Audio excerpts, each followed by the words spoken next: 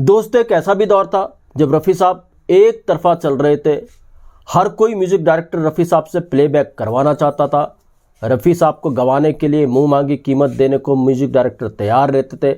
मगर इसी दौर में एक ऐसे भी गायक हुए हैं जिनको रफ़ी साहब से ज़्यादा, कहीं ज़्यादा कीमत दी गई एक गीत के लिए। सोचा भी नहीं जा सकता उस दौर में इतनी कीमत भी किसी गायक को दी जा सकती है। कौन ये गायक थे, कौन सा ये गीत था, क्यों उनको इतनी ज़्यादा कीमत दी गई, आज इस पर बात करेंगे। दोस्तों, चैनल पर हैं तो चैनल को सब्सक्राइब कर लीजिएगा, बेल आइकन भी प्रेस कर लीजिएगा ताकि नोटिफिकेशन आप तक पहुंचती रहे। नमस्कार, मैं महेश कोहली बॉलीवुड संगीत के सफ़र से। दोस्तों, मैं जिस गीत की बात कर रहा हूँ उसके म्यूजिक डायरेक्टर थे नौशाद साहब। नौशाद साहब ने एक से एक क्लासिकल गीत दिए, एक से एक बढ़ के क्लासिकल गीत दिए, और ये भी एक क्लासिकल गीत का किस्सा है। जी हाँ दोस्तों, नौशाद साहब जब मुगल आजम कर रहे थे, मुगल आजम का संगीत तैयार कर रहे थे, तो इसमें एक ऐसी सिचुएशन थी जहाँ पर सलीम अनारकली की मुलाकात होती है। लव सिचुएशन थी ये, और उसमें अकबर के दरबार में तानसेन थे, नवरत्नों में एक थे। तो तानसेन की आवाज़, गाने की आवाज़ कहीं आ रही है और ये लव सीन चल रहा है। ऐसी एक सिचुएशन थी मुगल आजम के अंदर।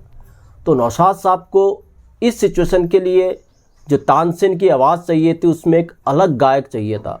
तो जो इसके डायरेक्टर प्रोड्यूसर थे के आसिफ साहब, नौशाद साहब ने कहा के आसिफ को कि तानसेन के लिए किस आवाज़ को चुना जाए। तो के आसिफ ने वापस नौशाद साहब ने पूछा, आप ही बताइए किस आवाज़ को चुना जाए। तो फिर नौशाद साहब ने के आसिफ को कहा, क्यों ना आज के तानसेन से ही तानसेन का ये गीत गवाया जाए। अब के आसिफ ने पूछा, यार ये तानसेन कौन है? तो नौशाद साहब ने कहा, बड़े गुलाम अली खां साहब। नौशाद साहब ने यह भी बताया कि आसिफ साहब को कि बड़े गुलाम अली खां साहब किसी फिल्म में नहीं गाते, फिल्मों के लिए नहीं गाते, स्टेज शोज़ पर वो गाते हैं, बड़े बड़े कंसर्ट करते हैं, फिल्मों में तो गाते नहीं, कैसे वो गाएंगे। तो के आसिफ ने वापस नौशाद साहब को कहा, आप एक काम कीजिए, उनसे अपॉइंटमेंट कराइए, उनसे बात कराइए, उनसे मिलते हैं और उनको मना लेते हैं फिल्म में गाने के लिए। तो खैर साहब, नौशाद साहब के आसिफ साहब को लेकर के पहुँचे बड़े गुलाम अली खां साहब के पास।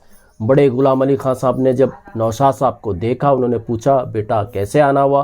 तो नौशाद साहब ने बताया बड़े गुलाम अली खां साहब को कि वो एक ऐसी फिल्म कर रहे हैं, ना तो आज तक कोई ऐसी फिल्म बनी और ना कभी बनेगी। नौशाद साहब ने बताया बड़े गुलाम अली खां साहब को, ये फिल्म है मुगल आजम जो वो करने जा रहे हैं, इसमें एक तानसेन का गीत है जो आपको गाना है। तो बड़े गुलाम अली खां साहब ने नौशाद साहब को कहा कि देखिए, मैं फिल्मों में तो गाता नहीं, हाँ स्टेज शो होता या कोई कंसर्ट होता मैं गा लेता, मगर मैं फिल्म के अंदर नहीं गाऊंगा।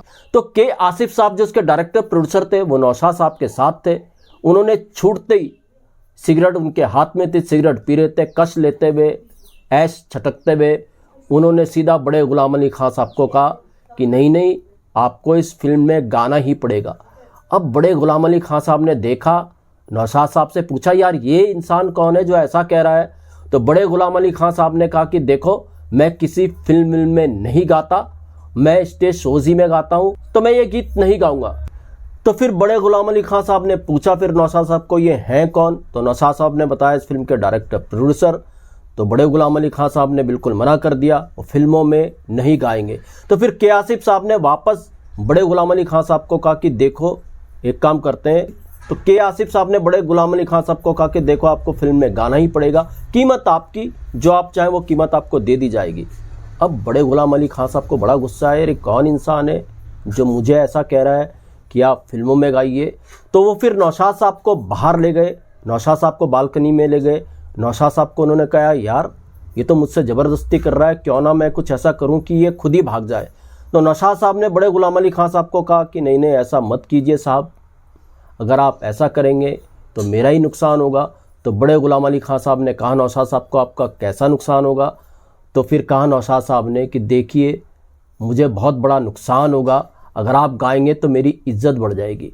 तो फिर बड़े गुलाम अली खां साहब ने नौशाद साहब को कहा कि ऐसा करता हूँ, मैं इसको इतनी कीमत बता देता हूँ कि ये खुद ही भाग जाएगा। नौशाद साहब ने कहा ठीक है, ऐसा हो सकता है। तो खैर साहब, वापस फिर ये दोनों के आसिफ साहब के पास आए। तो फिर बड़े गुलाम अली खां साहब ने के आसिफ को कहा कि मैं आपकी फिल्म में गा तो दूंगा, मगर आपको मुझे गाने के लिए 25,000 देने होंगे। बड़े गुलाम अली खां साहब को यकीन था कि ये बात सुनकर के आसिफ चले जाएंगे, मगर वापस के आसिफ ने बड़े गुलाम अली खान साहब को कहा, अरे आप तो अनमोल है, बस इतनी सी कीमत। और फिर के आसिफ ने 10,000 रुपये उसी वक्त बड़े गुलाम अली खान साहब को दिए और कहा बाकी के पैसे बाद में। जब बड़े गुलाम अली खान साहब ने ये देखा के आसिफ 10,000 अभी दे रहे हैं, बाकी के बाद में देंगे, 25,000 पे मान गए हैं, तो उन्होंने नौशाद साहब को कहा कि यार ये तो बड़ा कदरदान लगता है, तो इसकी फिल्म में गाना ही पड़ेगा। इस तरीके से बड़े गुलाम अली खान साहब के आसिफ की कदरदानी को देखकर फिल्म में गाने के लिए राजी हो गए, तैयार हो गए। मगर प्रॉब्लम अभी एक और बनी हुई थी। बड़े गुलाम अली खान साहब तो बड़े गुलाम अली खान साहब थे, तो के आसिफ को कहीं ना कहीं डर था, इतने बड़े सिंगर के साथ मैं ये गीत कर रहा हूँ।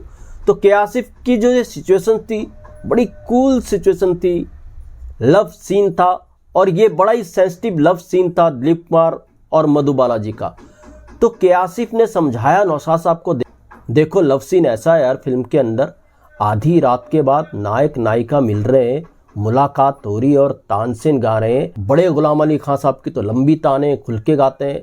तो फिर के आसिफ ने कहा नौशाद साहब को, जरा बड़े गुलाम अली खान साहब से कहिएगा ताने थोड़ी हल्की रखें।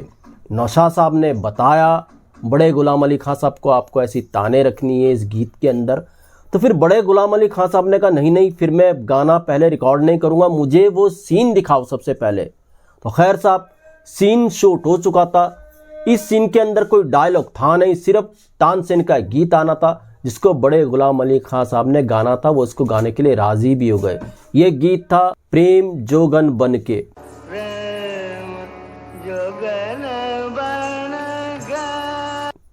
तो खैर, जब बड़े गुलाम अली खान साहब गाने के राजी हो गए, उन्होंने अपनी शर्त रखी, पहले मैं सीन देखूंगा तब ताने वानों की बात होगी।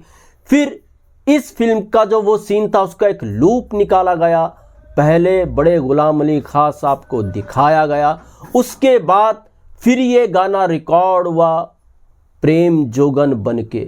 और गज़ब का बड़े गुलाम अली खान साहब ने ये गीत गाया, क्लासिकल गीत गाया, और इस सीन के अंदर 4 चांद लगा दिए बड़े गुलाम अली खान साहब की आवाज़ ने।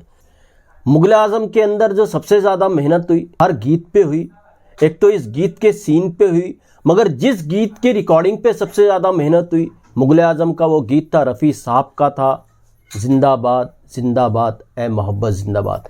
इसमें जितने कोरस रखे गए, इसमें जितने वायलिन रखे गए, नौशाद साहब ने अपनी म्यूजिकल जर्नी में सबसे ज़्यादा इसी गीत के अंदर वायलिन ज़्यादा रखे, कोरस ज़्यादा रखे।